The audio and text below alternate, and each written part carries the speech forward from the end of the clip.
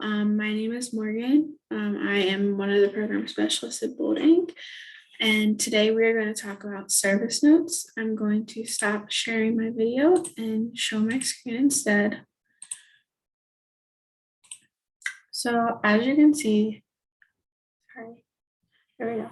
So as you can see, we're going to talk about service notes. So basically, if you don't know what service notes are, they're basically documents that explain in detail everything that you did while you're providing services to a particular individual. We use JotForm and Dropbox as a way that we work with our service notes. So oftentimes you'll be doing them electronically through a link that I'm sure Sam will kind of teach you how to navigate for sure. So why are service notes very important? Service notes are billable documents. So the service notes are used to validate that services were provided, and they're used to, when we're doing billing, to look back and make sure that the service was provided when it was supposed to be for the amount of hours that it was supposed to be. Service notes are sent out to other providers. Since being a program specialist, I have had several people ask for service notes to be sent just so that they can get a better picture of what happened or what occurred, or just better picture of what the individual needs on a day-to-day basis. Also, after the last 3 licensings that I've been through, every single one of them has asked to see service notes. So it's important to understand that they're important so that we have them to provide, but also important to make sure that they're written out very professionally and nicely so that the person reading it is able to get what they need, but they're also, a great representation of what Bold is. Service notes provides updates to management daily. For me, I know I read the service notes daily. That provides me with an update. So like I said, I'm only like one person, so I can't be everywhere at one time. So when I can't be somewhere, I read those service notes and I need them to give me a full picture of everything that's going on. So I know what maybe the individual would need support with, or maybe even what staff would need, and what type of things I need to follow up with. Service notes are used to complete monthlies and quarterlies. I use everything that's in the service notes and I make a summary for 1 month or 3 months. So it's important that we do this we do the service notes so I'm able to do the monthlies and quarterlies, but it's also important that we put some great detail in them so that I'm able to report on a lot of those things. Within those, I also have to collect data. So it's important that you'll see each service note probably has like 1 or 2 individualized questions for an individual. Those are very, very important because those are probably related to their goals and the data that we need for them. So it's important that you answer them and you give great detail about them. If you didn't document it, then it didn't happen. This is a great saying to go along with service notes. Because if you didn't do the service note, if it's not documented that you provided the service, then technically we could say it didn't happen. We need to be able to prove what we're doing. We need to be able to show that we're doing what we say we're doing. I know you guys all do some really great things on shifts, and so I want you guys to get the credit for that. Also, if you do a service note, but you don't add detail in it, and you do all of these things for this individual, but it's not on the service note, I could technically say that they did all those things independently if I didn't have the detail around it. So it's important to understand that you need to document it immediately, get the documentation done, but also make sure that the document is well written so we can really truly validate that the services you provided happened and to what level they happened. Service notes should be objective. So if you don't know what objective means, it means that it should be based off the facts and what's observable. We never want to put subjective opinions, subjective information, including our opinions, our feelings, our thoughts, into a note, because then that's where it gets a little blurred, and we don't ever want it to be like that. We want them to be very to the point. They should be detailed and specific. So you want to put as many details as possible and get specific with the services that you provided, where you went, what you did, what like the timeline of the shift, all of the above. You want to make sure that the service notes are clear. So I should be able to read them and understand what it is saying so that I can get what I need out of them. They should be definitely free of spelling errors. You definitely want to go through and review the service notes after you or before you submit them and after you write them. Definitely make sure that you check the date on them as well, because that really messes with our billing. It makes it inaccurate, and it also can get lost in our Dropbox system because we rename it off of the date. So it's important that you really review and make sure that each thing is clear.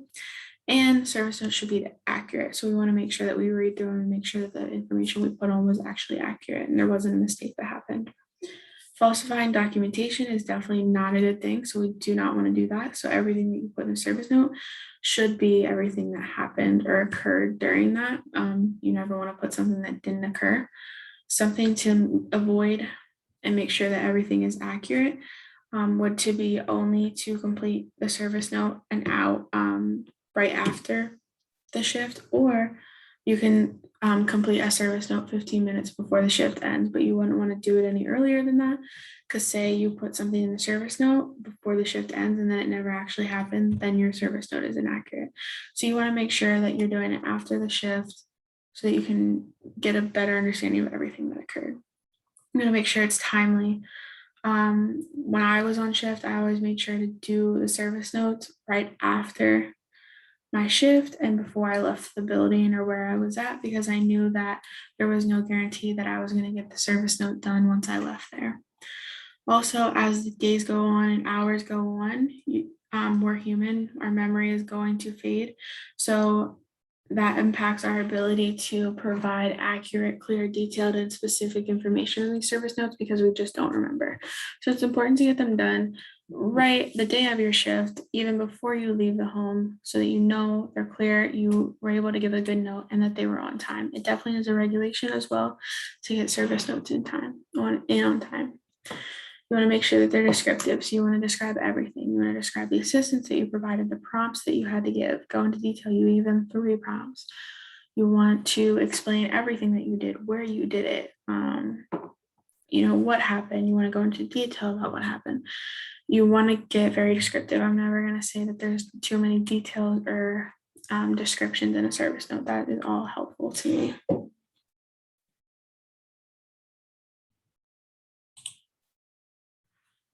So here is a way to kind of give you guys some tools to use in your language as far as when we're talking about prompts and assistance when you're providing services to individuals. This will allow you to get detailed and specific and will give me a better picture of what occurred and the assistance and the prompts that they needed on top of that, as well as their independence.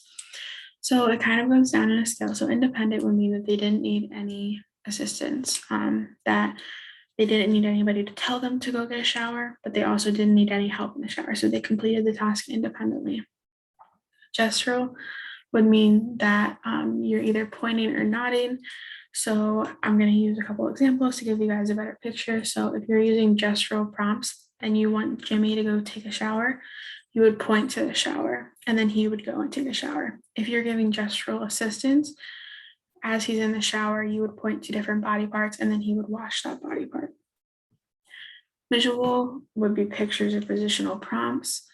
So maybe you want Jimmy to go get a shower. So you give him a visual prompt of a picture of a shower and then he walks to the shower. You could also give him visual assistance while he's in the shower. So maybe you show him different pictures of his body, of body parts, and then you have him wash those body parts. Verbal is you use the words to prompt action. So when you say something, then the individual does it.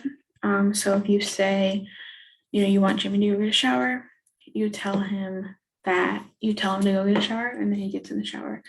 Maybe you give him verbal assistance where while he's in the shower, you say, wash your hand, wash your arm, wash your hair, and he follows up with that. Modeling would be demonstrating it first. So if you want him to go to the shower, you would walk to the shower and then he would walk to the shower. While you could give modeling an assistance as well, if you want him to wash his arm, then maybe you demonstrate washing his arm and then he follows up and completes the task. Partial physical would be tapping, guiding hand over hand. So this is when they're going to need some physical assistance. Maybe not all of it. Maybe they're involved in some, but they need physical assistance to complete the task. So maybe you're in the shower, like Jimmy's in the shower and you are, you have your hand over Jimmy's hand and you're just helping him wash his body. So that could be partial physical. And then full physical would be that you're really doing the task for him. That, he's not truly involved. He needs physical assistance to complete a task. At no point will we ever give full physical prompts in a way that would represent pushing or even guiding them. We want to stay as hands off as possible, but when they need the assistance, then definitely we need to give them the full physical assistance that they need to complete their skills and their tasks that they need to be done to meet their needs. So here I broke down, I gave you a visual of what our service notes are going to look like, and then I broke them down into the categories that you were going to see on all the service notes. So the first is personal care, and that includes changing, showering, brushing teeth, eating, grooming. And you want to include what personal care tasks were completed, the prompts that they needed for every task, and the assistance that they needed for every task. You can also report on any independence that they did. And it's super easy to find little independent things that they did, and you definitely want to report on that because it's all about progress. So even if you had to help Jimmy in the shower most of the time, but he washed his arm independently, definitely want to report on that. And how many prompts it took for him to do that. Or maybe you just give him hand over hand assistance, but that was more independent than usual. You want to definitely report that. And then obviously any personal care concerns, but you want to make them objective. You never want to assume, you never want to put your thoughts, opinions, and feelings into it. So if you have a personal care concern that maybe Jimmy isn't washing as well because you smelt an odor, you can say, smelt an odor coming from Jimmy while I was showering. But you never want to say, so disgusting. I think he needs to shower more. You just want to say the facts, and that was that you smelt an odor coming from Jimmy. So the next one is health. So what you can include is the appointments that were attended on your shift. So if you know Jimmy went to a doctor's appointment the morning before your shift, you wouldn't necessarily have to put that because you didn't take him to that appointment. But if you did take him to an appointment during that shift, you definitely want to go into detail where you took him, why you took him, what occurred during that appointment, and definitely get into depth so we can see what happens. Medications that were taken and whether he needed prompts and assistance to take those medications. So maybe you completely helped and administered the medications fully. You just want to say that. And any health concerns, maybe, but you want to make sure that they're objective and specific. If there's a health concern, we definitely need to know all the details around it. And if there is also a health concern, you're usually probably going to report that to one of the coordinators or the on-call, depending on, who's on at that time, because we want to make sure that our individuals are healthy and are getting the treatment that they need if there is a health concern. But if it's not an immediate health concern, you can obviously put it in the service notes and put it in the communication logs in the home to make sure that everything is followed up on, and just be specific. So we have all the details to know how to follow up. And you want to make sure that we're not doctors, so it's not our job to even come up with any idea of what might be happening. We just want to state the facts. So if Jimmy's nonverbal and so he can't tell us that his stomach's hurting, we can't say we think Jimmy's stomach's hurting, but we can give signs and reasonings why we thought it might be his stomach hurting. So maybe he's holding his stomach, maybe he did throw up, and all of those things so that we can just report on facts. Daily living skills. So some things that you can include is cleaning, cooking, laundry, housekeeping, and dishes. You want to go into detail about the prompts that they needed to complete these tasks and the assistance and the guidance that they needed during these tasks. Obviously, you want to find any type of independence. So even if Jimmy carried his dinner plate from the kitchen to the counter, you want to talk about that and then explain that he needed physical assistance to then, and you actually provided the services of putting it in the dishwasher and washing dishes. Or maybe you talked about how, you prompted him 3 times to put in the dishwasher, and you can say that he refused, or you can say that he needed 3 prompts before he did that, and he needed gestural prompts to put it in. You want to go into full detail about every task and what the assistance was required. And then the supervision that you provided, and then you want to go into any skills again that were learned during the shift, any progress made, any independent things that occurred.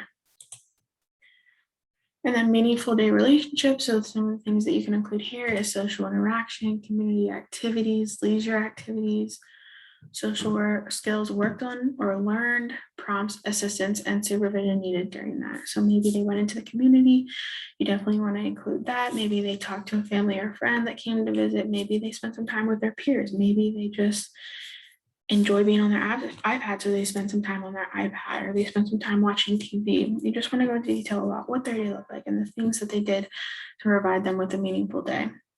Definitely want to go into social skills. So if they played a game with a peer, you can state that, and you can state that maybe they needed some supervision while they were playing with the peer, to make sure that they were taking turns, but they did well, or they needed constant supervision to make sure that they were following the directions of the game.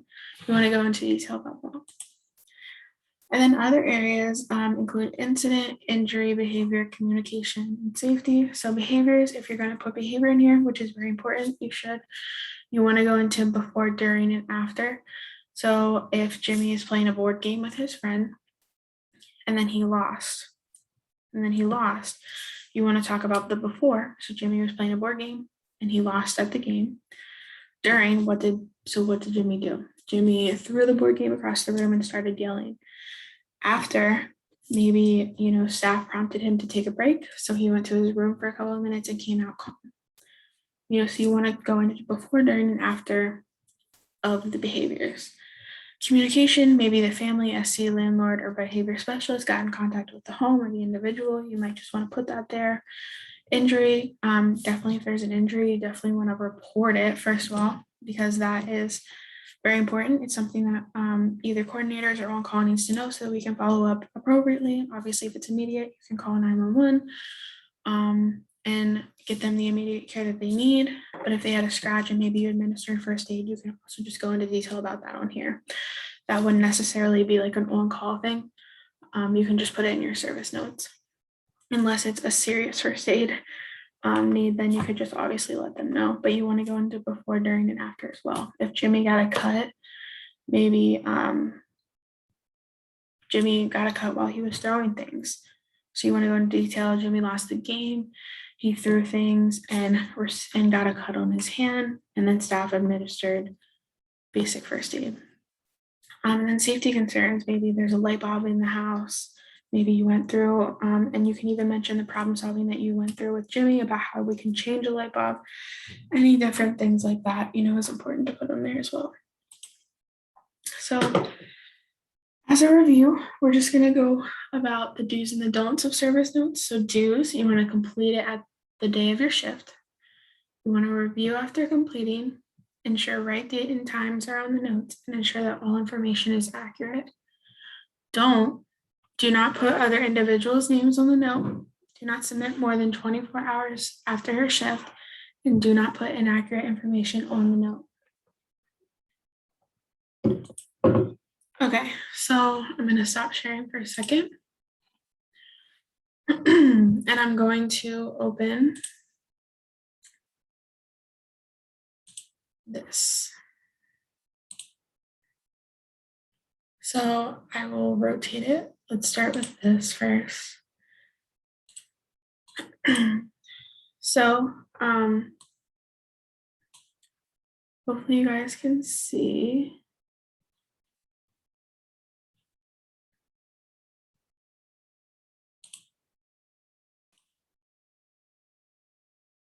Okay, I had to take a second to get this all squared away.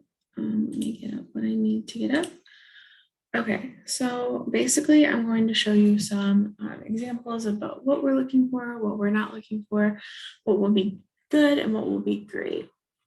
So this is kind of what you're going to see on Jotform. This is like the back end of it when we get it in Dropbox. So this is similar to what you'll see. As you can see, they have the name, the date. You always want to make sure that date is correct. So you want to review it several times because it's very important because they could get lost. Okay, so now we're going to talk about each category. I'm going to go through and read them and then give you examples about how we could fix this to make this great. So personal care. I helped her brushing her teeth. Her teeth were black, so disgusting. So it's good that she mentioned that she helped the individual brush her teeth. That's good. But we want to go into detail about what kind of assistance was provided. So maybe, first of all, how did you prompt to brush teeth? How many prompts did you give? And then what kind of assistance did you provide? So maybe she gave hand over hand assistance. So that would be partial physical, or maybe she modeled brushing the teeth and then the individual repeated. So we want to go into detail about that. Her teeth were black, so disgusting. So obviously the so disgusting would have to come out. That's a subjective information, and we don't put subjective information into the service note. Really, technically, her teeth were black. Could be objective information because maybe they were black, but you want to make sure that you just explain what her teeth looked like, and just keep the subjective information out.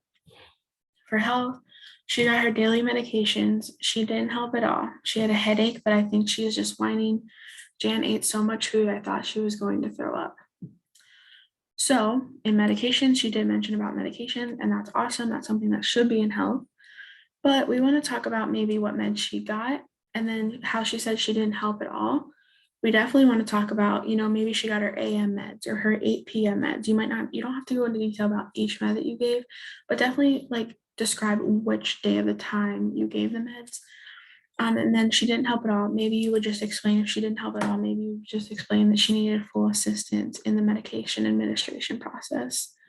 And explain that, you prompted her to come to the table to get the meds, but you poured the meds and handed it to her, and then she took the cup and swallowed. You can go into full detail about that. She had a headache, but I think she is just whining. So depending if Jan said she had a headache, then you can put that on there, but you want to make sure that you add that she said that. But if she didn't say that, then we cannot come up with the assumption that she even had a headache. But we could go into the signs that show that we thought she had a headache. So maybe she was holding her head, maybe she was squinting her eyes, maybe she was crying, and we can go into detail, but she should never say that she had a headache because we might not know. She is just whining that should just come out completely. Maybe if you think she's whining, let's just explain the ways in which she whined rather than using the word whining. Jane ate so much food, I thought she was going to throw up. I think all of that should come out because, again, that's related to subjective information. So if Jan ate so much food, maybe you just describe that she ate a large amount of food today. And if she didn't throw up, then you wouldn't put that in there. You only want to put what occurred during the shift. Daily living skills. Jan's room was a mess. I had her sweep. She didn't know how to sweep. I had to direct her the entire time. Jan cooked mac and cheese today. I told her that my grandma's famous recipe is always tasty. She was told a lot of times to clean up after eating. So you can talk about maybe if Jan's room was a mess. You don't want to say Jan's room was a mess. You just want to explain why it might have been a mess. So clothes were on the floor, there were spills on the floor, whatever, and how you did what you did to make a solution to that issue. So maybe, you had Jan sweep, which is awesome. That means that, she participated in the cleaning of her room, but you want to explain how you got there. So how many prompts did you need? And then what prompts and guidance did she need? So it looks like she didn't, she had needed direction the whole time. What type of direction did she need?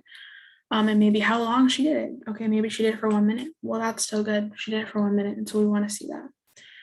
Jan cooked mac and cheese today, which is awesome, but you want to explain the supervision that she needed, the prompts and the assistance that she needed while doing that. And then the staff goes into saying, I told her that my grandma's famous recipe is always tasty. She was told a lot of times to clean up after eating. So obviously, although I'm sure the grandma's favorite recipe of mac and cheese was tasty, that's our subjective information, and we want to pull that out. It should just be about the individual and the services that you provided. She was told a lot of times to clean up. Obviously, if she was told a lot of times to clean up, you want to get into specific of what she wanted to clean up, how many prompts she needed, and whether she completed the task or not, and with what assistance. Meaningful day and relationship building. Jan went for a walk. I really like the weather and the colors of the trees. I think she enjoyed herself too. We went to the mall and she was so happy to be there. She carried her purse around. So cute. So Jan went for a walk. That's something that you can most definitely put in the meaningful day relationship section. Maybe you want to go into detail about the supervision that she needed, what occurred during that walk. I really like the weather and the colors of the trees. You definitely want to just take that out because that's subjective information. I think Jan enjoyed herself too. You want to take I think out because we don't ever want to make assumptions. If you think that Jan enjoyed herself during the walk, maybe explain that she had a smile on her face, or maybe she said she enjoyed herself and you want to go into detail about that, but you never want to make assumptions. We went to the mall and she was so happy to be there. Again, that's great if she was happy. Well, tell us why you thought she was happy, or maybe she said she was happy. She carried her purse around. That's cool to mention that. I think that's a great skill to be able to carry a purse, but the so cute is subjective, and so we want to take that out. She played Uno and got so angry when she lost. It was kind of ridiculous. She was throwing things and yelling. I was very scared.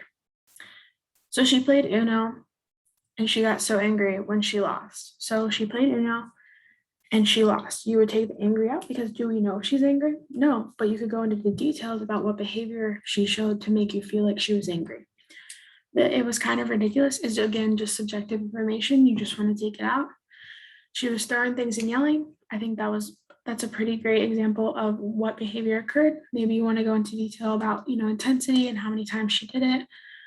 And then after the behavior, you want to take I was very scared out. That's subjective information about you and it has to be about Jan.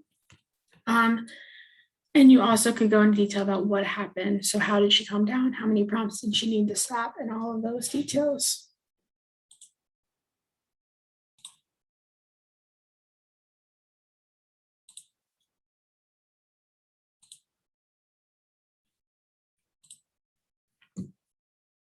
So here's another example of maybe a little bit off of what we're looking for. So the other document that I just showed you really talked about things that we definitely don't want to include. But this note is more focused on the things that weren't included that we need to be included. So as you can see, probably just from looking at the note, it's just very not detailed. So she, in personal care, she showered, brushed teeth, and used bathroom. Although all of those meet the requirements for the things that we want in this category, I have no idea when she showered, how much assistance she needed, how many prompts she needed. I have no idea if she brushed her teeth, if somebody else brushed her teeth for her. And I cannot tell, she used the bathroom, but we have no idea how, we have no picture of how that all went. Took meds and she had a headache. So took meds, you want to explain maybe she took her 8 a.m. meds and did she need help and prompts or did she do it independently? If she had a headache, you want to make sure that you either see that she said she had a headache and the solution that came after that, or you want to talk about the behavior that she was showing that made you think that she had a headache and what you did after to kind of find a solution. You want to, for daily living, cleaned and cooked, although those are great things, definitely want to go into more detail. What did she clean? Did she clean or did staff clean? If staff clean, you don't want to put it in that note. But maybe if you prompted her to clean and then she ended up not doing it and then staff did, you could put that in there. And then cooked, great. What did she cook? How much prompt and supervision and assistance did she need? Walked, went to the mall, played Uno. All of this is great, but we can see how in the last note they added more information, but they just needed the language to be a little bit different. Here, this is just not enough information for what we need. Got upset and went to her room. So I have no idea why she was upset and why she went to her room and did it work? What happened? What occurred? What was the cause or trigger for the behavior? So here is a note that, and this is a little short, but here's a note that, we think would be appropriate. And it would be good and it would meet what we need. And it would be acceptable. So staff helped Jan brush her teeth. Staff observed her teeth to be discolored. Staff ensured that teeth were brushed properly and talked with her about proper dental hygiene. All of that is very, very good. I think, it's kind of self-explanatory after we went through the things not to do about why that was good. But staff brushed her teeth. You definitely want to go into detail. What did staff do to brush that teeth? So even more detail in this would be great. And the prompts that she needed. Staff administered her medication. Jan expressed that she had a headache. I offered some suggestions like taking a nap, Tylenol, and eating something. Jen was observed to be overeating. She was educated on the importance of healthy food choices. However, Jan chose to eat what she wanted. So I think this is great. I think, you talk about the medication she administered, maybe even go into detail about what medication, so 8 a.m., 8 p.m., whatever. And then the fact that somebody said that she expressed she had a headache, that's a great step. So at least we know Jan had a headache because she told us she had a headache. I observed some suggestions like, taking a nap, Tylenol, eating something. So these are all really great suggestions. Maybe even talk about what Jan did and if the headache was resolved. And then the overeating, I think just saying that she was observed to be overeating rather than eating so much she could have threw up. And I think education on the things that people are struggling with is always very important. We've had several licensors come up and be like, well, they're doing this, this, and this. Why aren't you educating them on that? So if you are able to put it in your service note that you found a concern and then educated the individual on that, that's always very important. And at the end of the day, Jan had a choice to do what she wanted, and she always does. And so if you educated them on that and you prompted her and she chose not to, at the end of the day, that is her choice. And then here's an example of great. So Jan was prompted to shower in the morning 3 times. Staff assisted her with setting the water temperature prior to Jan getting into the shower. Jan showered independently with no assistance needed. Jan needed 2 prompts to brush her teeth. She required hand-over-hand assistance when brushing her teeth. Jan used the bathroom with physical assistance from staff 3 times during her shift. So this gives me a better picture. Just reading that section, I know that Jan needs encouragement to in the shower. She needs help setting her water temperature, but can shower independently. She needs hand-over-hand assistance with brushing her teeth, and she needs physical assistance when she's going to the bathroom. So and even when I would look at that, maybe, she's having some bathroom issues, I can see that this day she went 3 times during the shift. So just that little paragraph, I got so much and just such a big picture about Jan, which is really important. And I'm going to be able to report on that, follow up on that, create goals around that to then assist staff and her in making progress. Jan took her 8 a.m. and 12 p.m. medications with no concern after staff prepared the medications for her.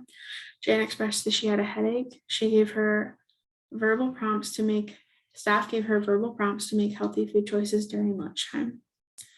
So that's great. They talked about the healthy, educating her on the healthy food choices and even mentioned that it was verbal. Expressed that she had a headache. That's awesome. And she even talks about the times medications were given and whether staff administered those medications or if Jan did it. So it looks like the staff did, and they went into detail about that. Daily living skills. Jan made mac and cheese with physical assistance. She needed 1 prompt to clean up after eating. She wiped the table, threw her trash away, and put her dishes in the dishwasher. So she swept her bedroom floor during shift. Staff provided her with gestural prompts while sweeping. So all of this, I get to see everything that she did, everything that she might need help on, everything that she actually can do independently. The fact that she's cooking, I can report that she's, engaged in cooking in the home, even if it's with physical assistance. So all of that is very important. And the detail that is given with the prompts and the assistance is also very important. Meaningful day relationship building. Jan went for a walk around the neighborhood with one-on-one staff supervision. Staff transported her to the mall to browse. She bought a new jacket and paid for the item independently. Jan spent some time playing Uno with another housemate. Jen needed verbal prompts to wait her turn. So all of the things that we've talked about are in this, and they went into full detail about each activity that occurred. So the walk, they went into detail about the supervision and the prompts that were needed. Transported, talked about the mall and the things that occurred at the mall, maybe the tasks that Jan completed independently of buying the item.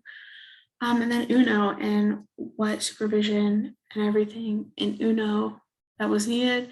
So they really talked about everything that occurred during the day and broke those things down in just one little paragraph that gave me a bigger picture.